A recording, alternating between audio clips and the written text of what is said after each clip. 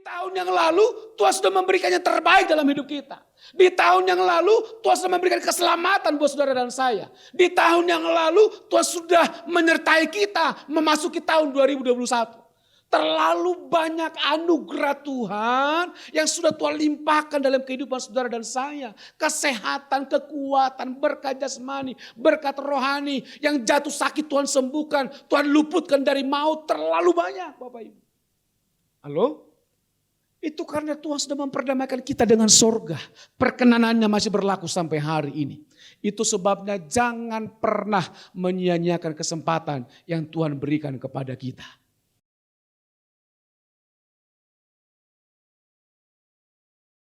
Our Father in Thank heaven, you, Lord, in the name of Jesus. help me please for today. Bless our family. Amen.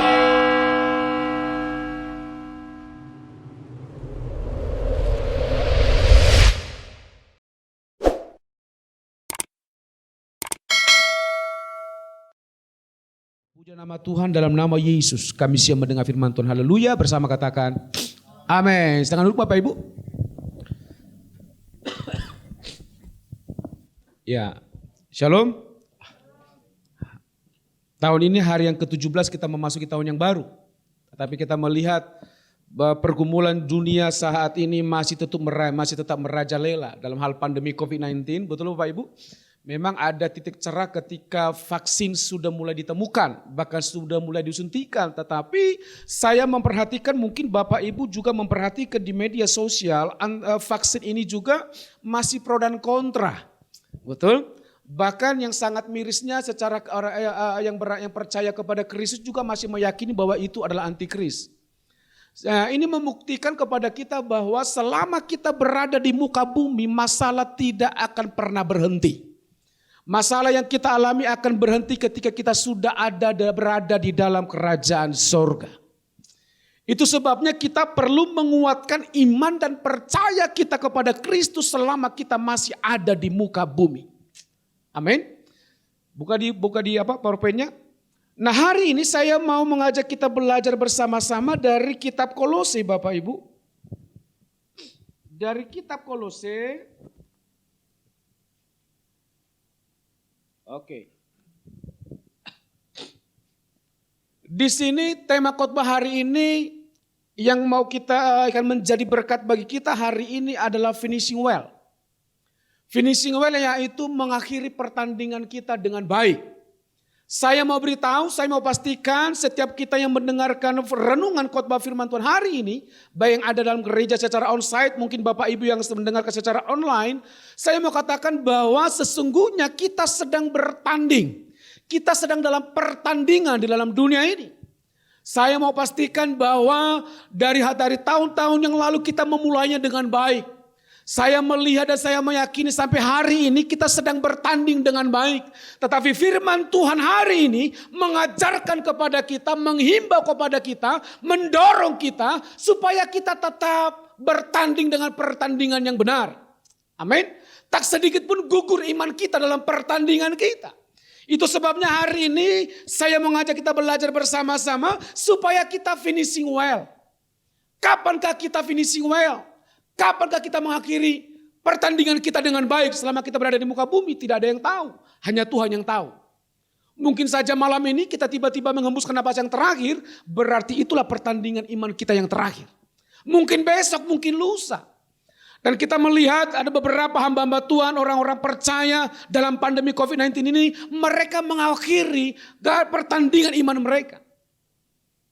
Antara kebenaran iman mereka atau tidak hanya mereka dan Tuhan yang tahu.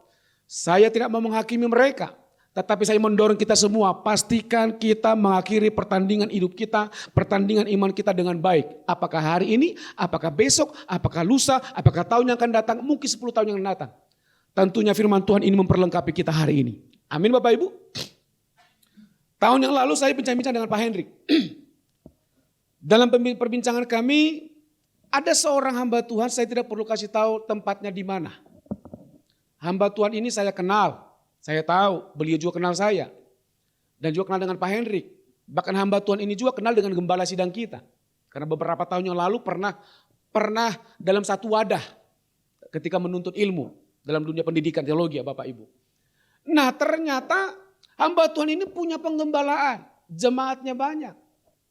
Apa yang terjadi di masa-masa pandemi ini memang beliau melewati masa-masa pandemi sampai akhir hidupnya tidak positif gitu ya, tidak terpapar. Tetapi yang menjadi permasalahan dalam hidupnya adalah ada masalah di dalam rongga hidungnya ya. Rongga hidung atau rongga mulutnya begitu. Ternyata selama ini dia bersin, dia batuk, dia minum obat-obat dari warung lah sebagainya, dari apotek dia minum gak kunjung sembuh. Apa yang terjadi? Dia merasa bahwa sudah mulai mengalami gangguan pernapasan.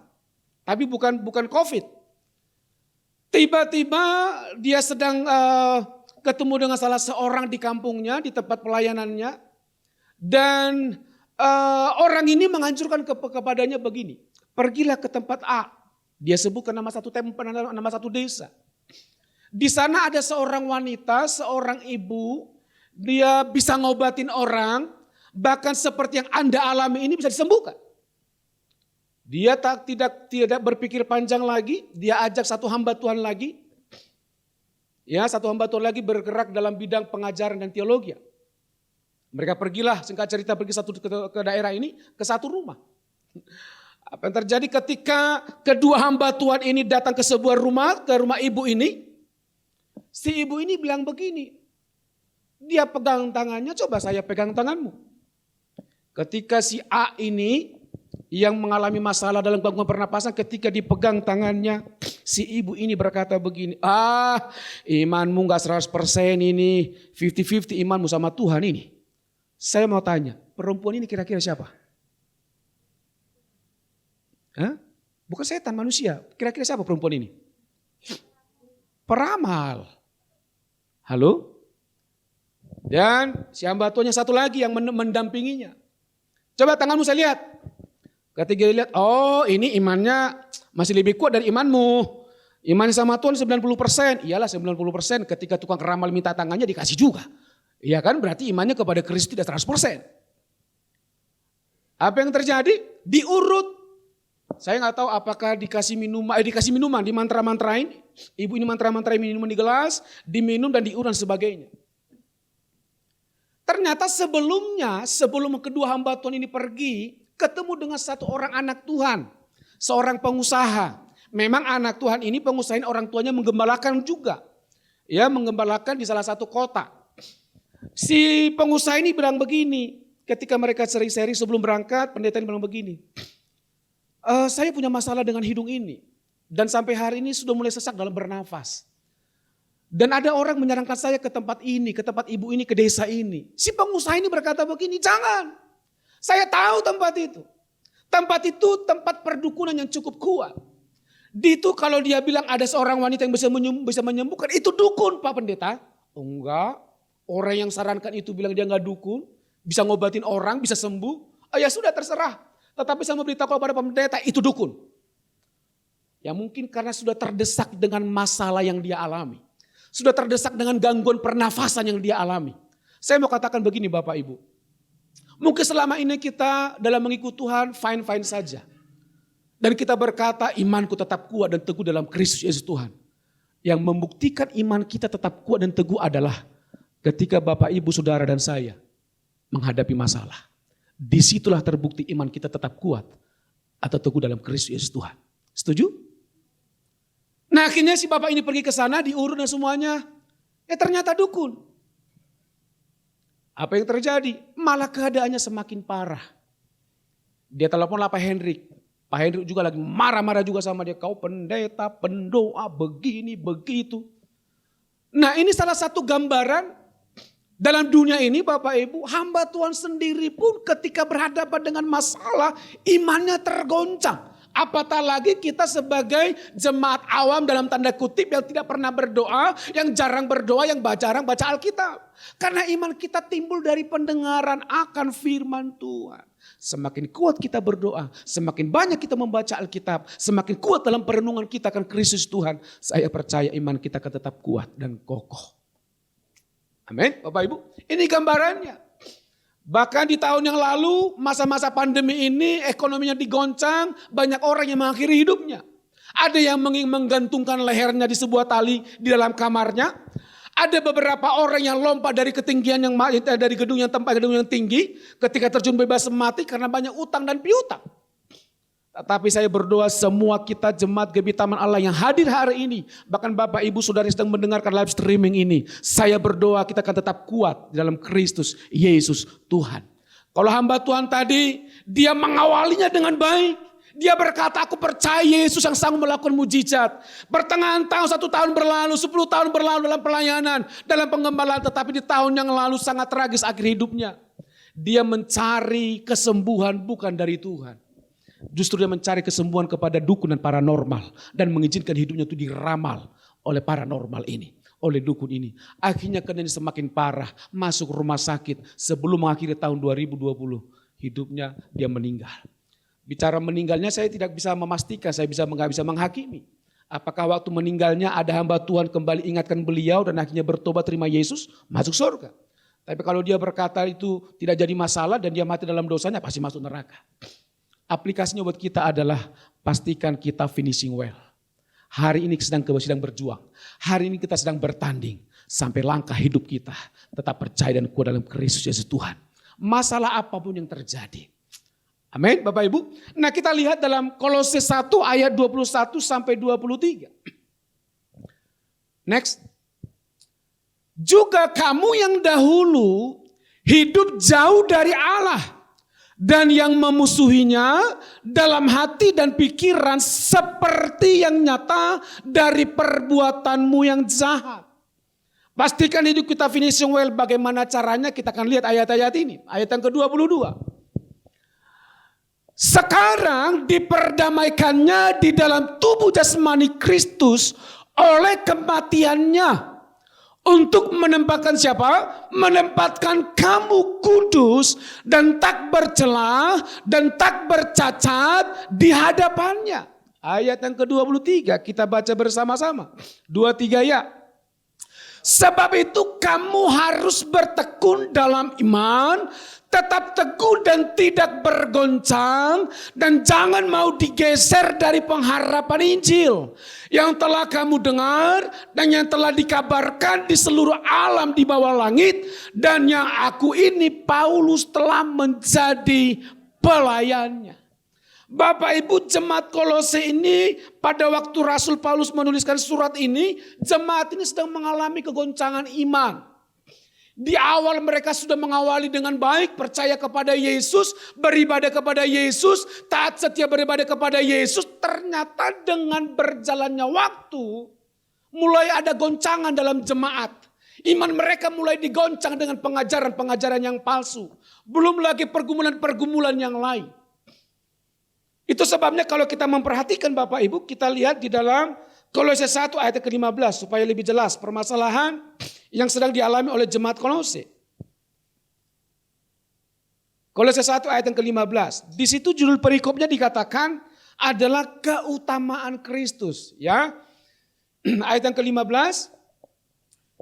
Ia adalah gambar Allah yang tidak kelihatan, yang sulung lebih utama dari segala yang diciptakan. Dengan berjalannya iman mereka, dengan mereka setia beribadah kepada Kristus, ternyata ada pengajaran-pengajaran yang palsu mereka terima dari orang-orang lain. Dan pengajaran-pengajaran yang palsu, nabi-nabi yang palsu, penyesat-penyesat itu berkata bahwa Yesus itu bukanlah yang lebih utama. Mereka berkatakan bahwa tanpa Yesus kita bisa selamat. Tanpa terhubung kepada Yesus bisa kita selamat. Mereka berkata malaikat pun bisa menjadi perantara kita dengan Bapa di sorga. Secara tidak langsung mereka berkata bahwa malaikat pun tanpa Yesus kita bisa selamat. Bisa kita hidup. Belum lagi ajaran-ajaran nenek moyang turun-temurun, tahayul-tahayul nenek moyang. Mulai menggoncangkan iman mereka. Bagi orang Batak biasanya Bapak Ibu kalau lagi kecelakaan apa yang terjadi? Saya perhatikan waktu saya kecil di kampung halaman saya. Satu ketika waktu kami masih kecil, kami salah satu rombongan yang satu sepupu yang masih kecil pergi ke kebun binatang pada tanggal 17 atau Natal Desember kalau saya lupa. Tahun baru. Natal tahun baru itu di Tanah Batak itu di kampung halaman saya itu biasanya mereka jalan-jalan. Ke kebun binatang kah, ke kolam renang kah, kemana lagi, ke taman bunga kah, nonton bioskop kah, dan sebagainya. Pesan orang tua hanya berkata begini, kemanapun kita pergi, kalian pergi, pegangan tangannya, jangan sampai terpisah. Kalau terpisah nanti tersesat, diculik orang, begitu. Singkat cerita kita pergi, waktu pergi, ternyata di kebun binatang itu terpisah satu orang. Kita mulai takut, mau pulang ke rumah takut dimarahin orang tua, mau tetap di situ dilanda ketakutan karena masih kecil-kecil. Tapi mau tak mau harus pulang ke rumah, betul? Ketika pulang ke rumah orang tua saya tanya, mana adikmu yang ini? Dengan gemetaran kencing di celana, nggak tahu pak, mak gitu kan. Wah kamu nggak peduli sama adik-adikmu, kamu tinggalkan dia bisa hilang. Coba kamu kejar gitu kan, luapan emosi. Gimana mau kejar, gimana mau cari, kita masih kecil. Singkat cerita, ada satu orang bapak bonceng adik saya ini yang hilang. Dibawa ke rumah. Ketika pulang ke rumah apa yang terjadi? Tiba-tiba opung saya ambil beras. Di mana taruh beras? Ditaruh kepala. Dikatakan sipir Nitondi, kamu udah selamat. Tuhan selamatkan kamu, ditaruh beras. Artinya rohnya supaya dikuatkan oleh beras gitu ya. Bagaimana cara sipir Nitondi itu keras gitu ya. Rohnya semakin kuat, semakin teguh. Bagaimana mungkin bisa beras menguatkan roh kita Bapak Ibu. Kalau ada kecelakaan, luput dari maut. Ketika dia lihat, selamat, langsung dibawa ke rumah gitu. Diambil beras. Sipir Nitondi, oh sudah selamat kau ya begitu. Ini kan tahayul-tahayul nenek moyang. Dan sebagian besar orang Batak masih meyakini hal yang seperti ini. Belum lagi tradisi-tradisi nenek moyang yang terdahulu masih di bawah zaman sekarang. Saya percaya bukan hanya orang Batak saja yang mengalami ini, melakukan ini. Mungkin juga orang suku Tionghoa, orang Jawa dan lain sebagainya. Tetapi hari ini firman Tuhan mengajarkan kepada kita. Jangan percaya kepada tahayul-tahayul nenek moyang. Amin. Jangan percaya kepada tradisi-tradisi nenek moyang yang bertentangan dengan firman Tuhan. Demikian juga dengan kondisi yang dialami oleh jemaat di Kolose. Itu sebabnya ketika Rasul Paulus mendengarkan iman mereka tergoncang, penyesat-penyesat mulai masuk ke dalam jemaat. Rasul Paulus menuliskan surat ini. Di ayat ini Rasul Paulus sudah mengatakan bahwa Yesus adalah gambaran Allah yang tidak kelihatan, yang sulung. Yesus adalah lebih utama dari segala yang diciptakan. Rasul Paulus sedang berkata Yesus lebih utama, Yesus lebih besar, Yesus menciptakan langit dan bumi ini, tidak ada keselamatan di luar Yesus. Itu artinya. Amin. Sama seperti hamba Tuhan tadi kan, sekali Yesus tapi Yesus lah begitu. Hari-hari ini kan sedang kita dalam tahun ini, tahun yang kedua memasuki pandemi. Pastikan Yesus masih tetap terbesar dalam kehidupan saudara dan saya. Makan gak makan, minum gak minum, dilanda kelaparan, saya mau pastikan Yesus adalah tetap Yesus. Jangan pernah mengizinkan Yesusmu ditawarkan dengan makan minum itu. Tetap kuat dalam Kristus supaya kita finishing well. Amin. Lanjut dikatakan ayat yang ke-16. Ayat yang ke-16. Karena di dalam Yesuslah telah diciptakan segala sesuatu. Mereka berkata tanpa Yesus dengan malaikat saja cukup. Tetapi Rasul Paulus mengingatkan dalam ayat ini. Dia yang menciptakan segala sesuatu, bukan malaikat yang menciptakan. Malaikat itu diciptakan oleh Yesus gitu ya. Lanjut lagi. Yang ada di sorga dan yang ada di bumi. Yang kelihatan dan yang tidak kelihatan. Baik singgasana maupun kerajaan, baik pemerintah maupun penguasa, segala sesuatunya diciptakan oleh Tuhan Yesus dan untuk Tuhan Yesus. Lanjut lagi. Ayat yang selanjutnya, ayat 17. Ia Yesus ada terlebih dahulu dari segala sesuatu dan segala sesuatu ada di dalam Yesus. Masalah apapun semuanya jawabannya ada di dalam Yesus. Saya jadi teringat waktu kami di kota Pematang Siantar, ada Dina juga waktu itu. Di sana kan ada pemuritan dasar-dasar kekristenan. Ada satu orang wanita, memang dia seperti keterbelakangan mental juga enggak juga, tapi memang daya tangkapnya kurang. Ketika dia mengikuti ujian, apa yang terjadi Bapak Ibu? Jawabannya itu kalah doktor, kalah profesor. Serius. Biasanya kan apakah arti keselamatan itu, di manakah ayat yang tertulis begini dan lain sebagainya. Dia hanya dengan mantap jawabannya ditulis besar. Ada 10 soal. Yesus jawaban. Halo, orang-orang seperti ini dia tahu segala masalah apapun yang terjadi. Yesus jawab dalam hidup kita. Amin. Walaupun gangguan pernapasan sudah mulai sepertinya sulit untuk bernapas, Yesus jawaban. Oke, lanjut lagi. Ia ada terlebih dahulu dari segala sesuatu dan segala sesuatu ada di dalam dia. Ayat 18. Ialah kepala tubuh, yaitu jemaat. Ialah yang sulung, yang pertama bangkit dari antara orang mati. Sehingga ia yang lebih utama dalam segala sesuatu. Lanjut lagi, ayat 19. Karena seluruh kepenuhan Allah di sorga berkenan diam di dalam Kristus. Lanjut lagi. Ini bukti-bukti ayatnya bahwa Yesus segala sesuatunya. Amin. Dan oleh dialah Yesus memperdamaikan segala sesuatu dengan dirinya. Baik yang ada di bumi maupun yang ada di sorga. Sesudah ia mengadakan pendamaian oleh darah salib Kristus. Lewat karya salib Kristus semua orang berdosa diperdamaikan dengan dia. Lanjut lagi ayat 21. Kembali kepada ayat pembacaan kita tadi. Juga kamu yang dahulu hidup jauh dari Allah dan yang memusuhinya dalam hati dan pikiran seperti yang nyata dari perbuatanmu yang jahat. Lanjut. Sekarang diperdamaikannya di dalam tubuh jasmani Kristus oleh kematiannya untuk menempatkan kamu kudus dan tak bercela dan tak bercacat di hadapannya. Lanjut lagi ayat yang ketiga, ayat yang ke-23. Kita baca sama-sama. 2-3 ya. Sebab itu kamu harus bertekun dalam iman. Tetap teguh dengan tidak bergoncang. Dan jangan mau digeser dari pengharapan Injil yang telah kamu dengar dan yang telah dikabarkan di seluruh alam di bawah langit. Dan yang aku ini Paulus telah menjadi pelayannya. Sebenarnya perikop ini cukup menjelaskan, cukup jelas menggambarkan kepada kita. Tidak ada pilihan lain. Dan Yesus sedang mendorong kita lewat ayat ini supaya kita finishing well. Ya kita lihat kembali kepada PowerPoint Bapak Ibu. Dari ayat ini saya membagi tiga kelompok Bapak Ibu. Yang pertama, kita lihat dulu kondisi masa lalu kita. Kondisi masa lalu kita adalah jauh dari Allah. Setuju dengan saya? Oke.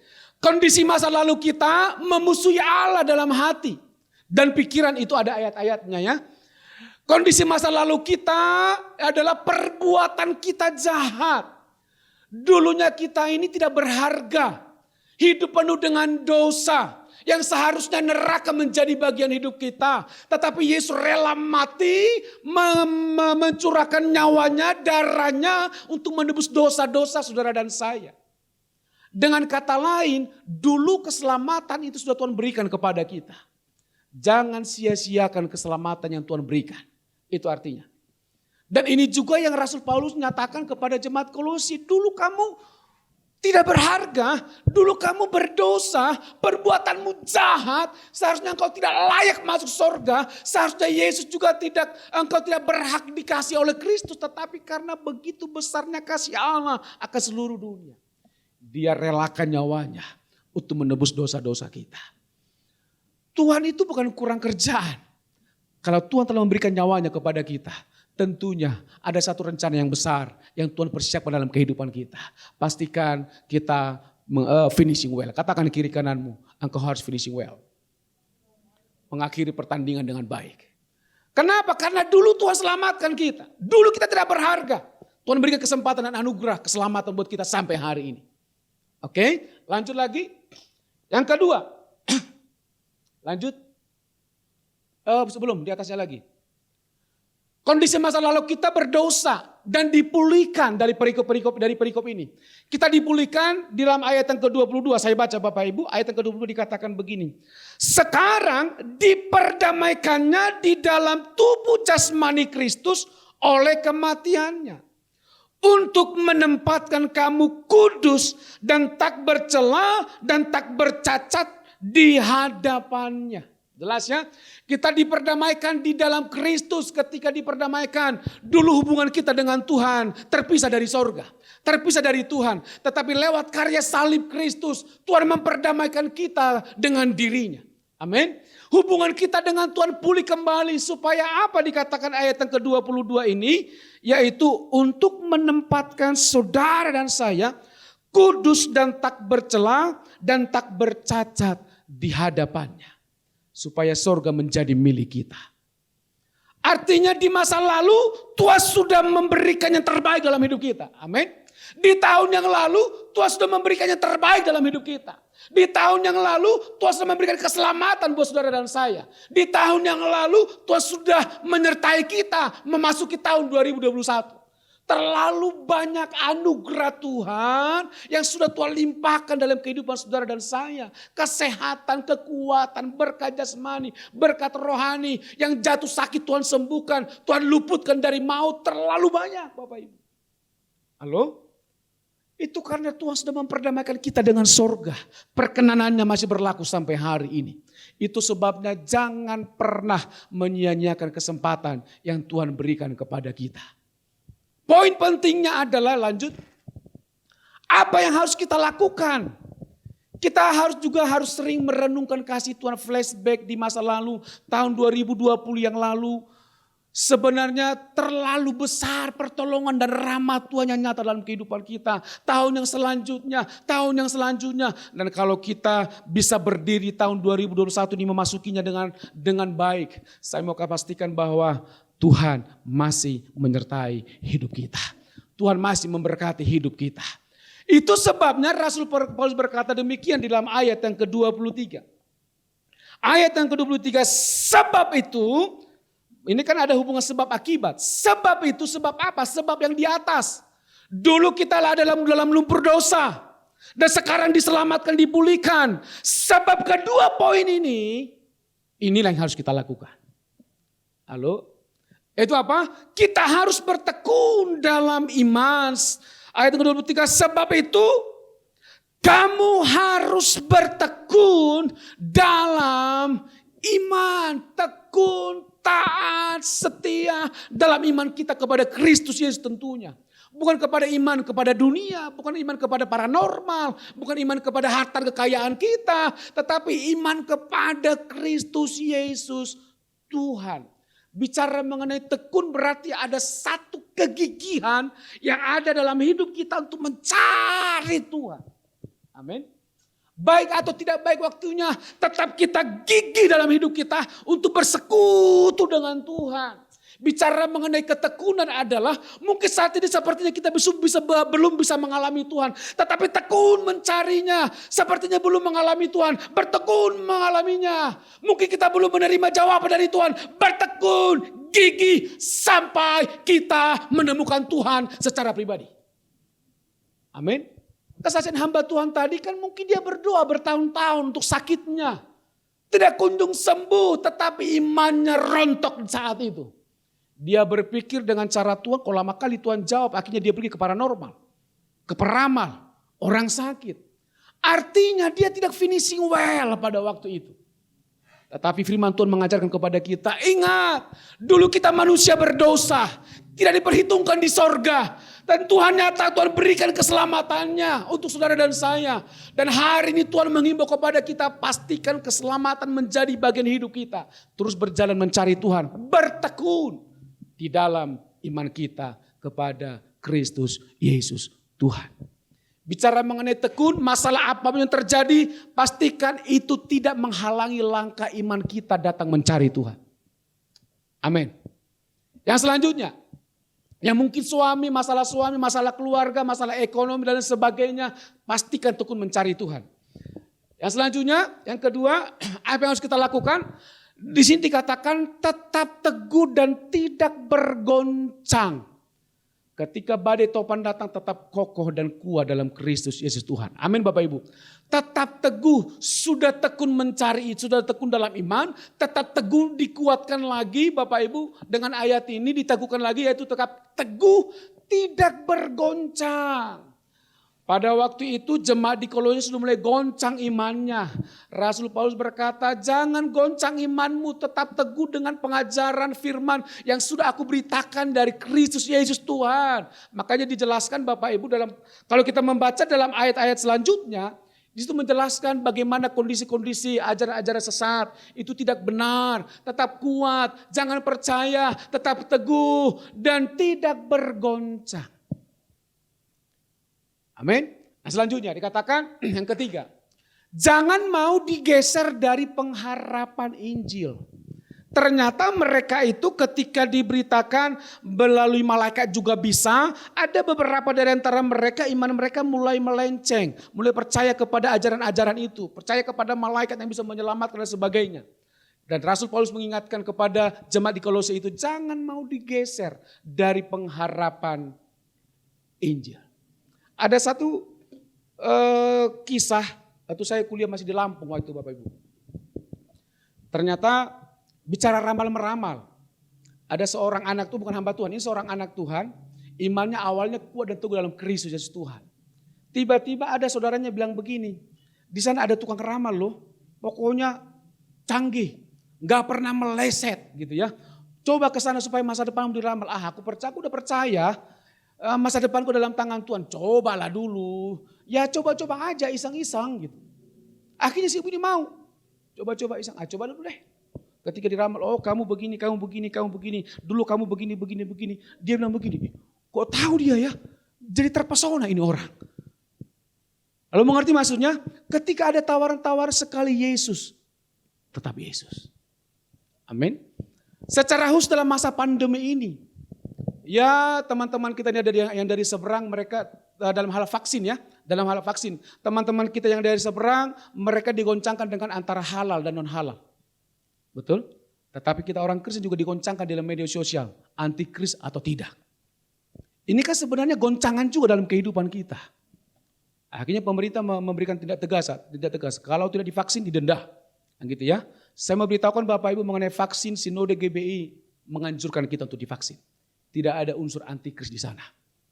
Jadi kalau ditawarkan vaksin, apalagi gratis, langsung saja Bapak Ibu. Mumpung gratis. Halo? Belum lagi muncul lagi peramal-peramal siapa itu? MY, Mbak Yu gitu ya. Jokowi akan lengser lah, beberapa pesawat akan inilah, akan ada terjadi yang lain lah dan sebagainya lah. Bapak Ibu jangan pernah tergoncang iman kita. Waktu kami masih di Medan, kami nggak tahu kalau Sriwijaya sedang jatuh. Itu kan jatuh 2:30, jam 4 sore kita pesan tiket kan. Ternyata tiket pesawat murah. AirAsia itu 370.000.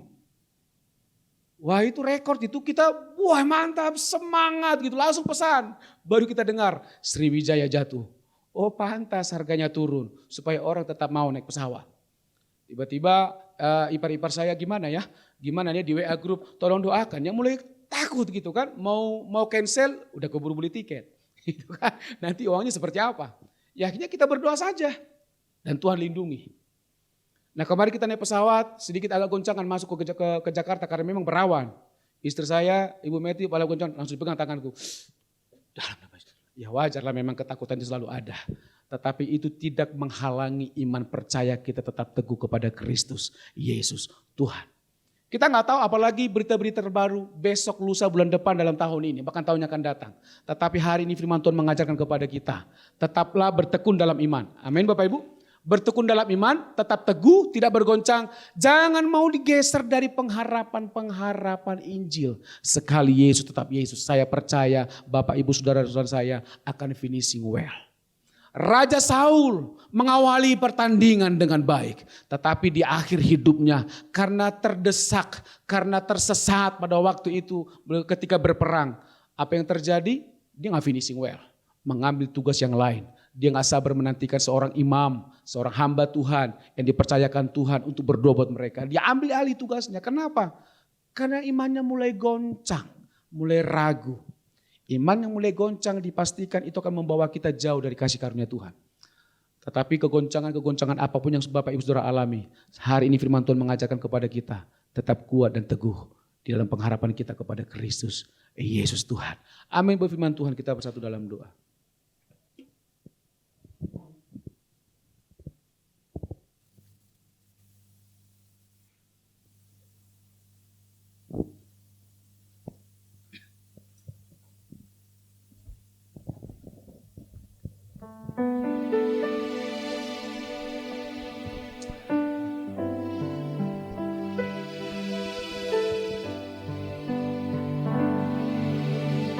Apapun yang masalah-masalah yang akan kita alami di bangsa, di kota, dalam pribadi, keluarga, rumah tangga kita ke depan.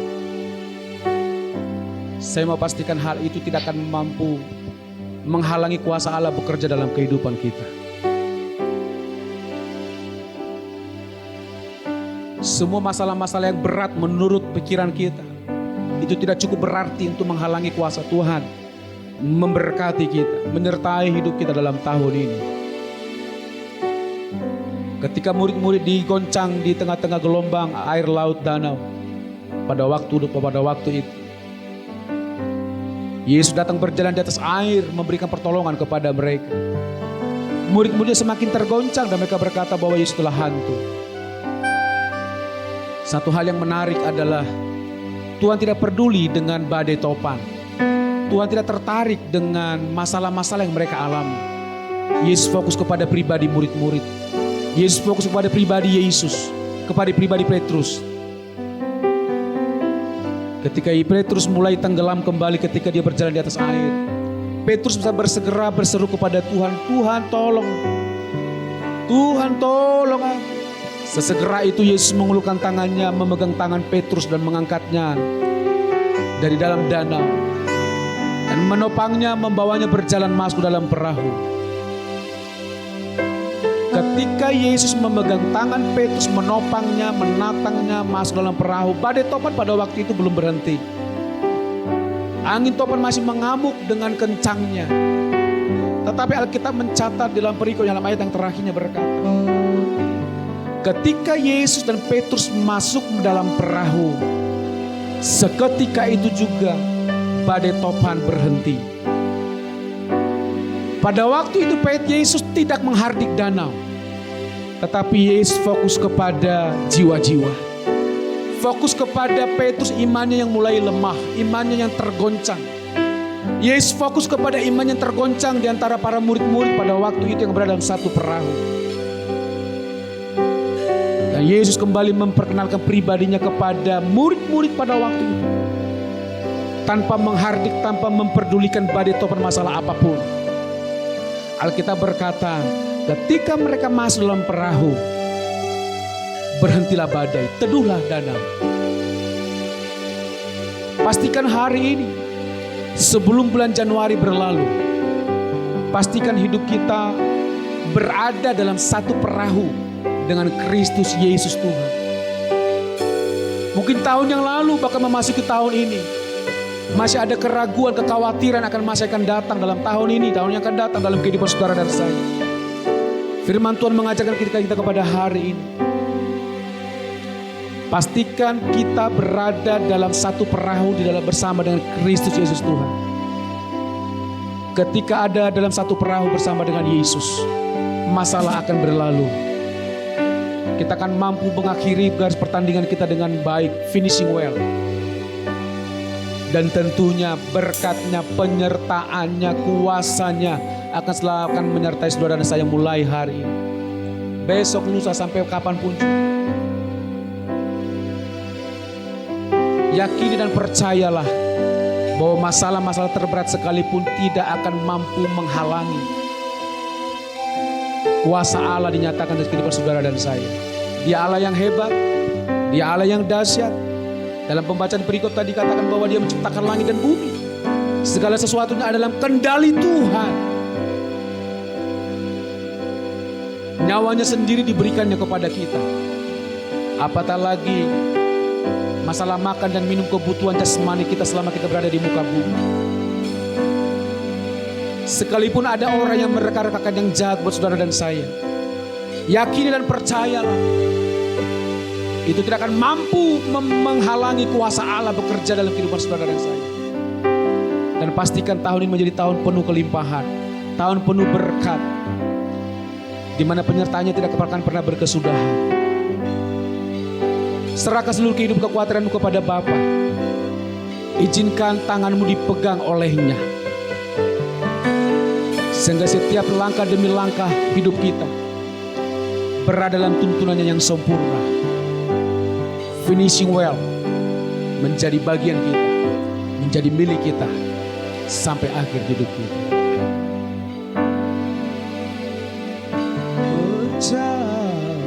Percaya saja, percaya saja, semua pasti jadi.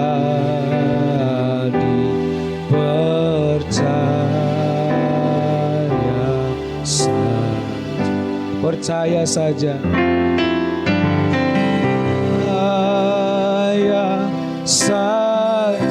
percaya saja kepada Kristus. Percaya saja, semua pasti jadi. Percaya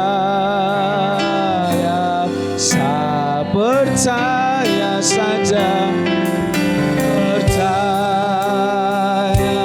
saja, oh percaya saja,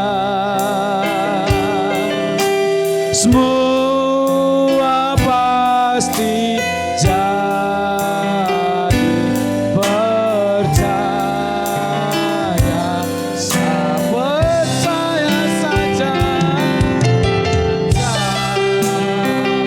Percayalah kepada Kristus, mujizatnya masih ada hari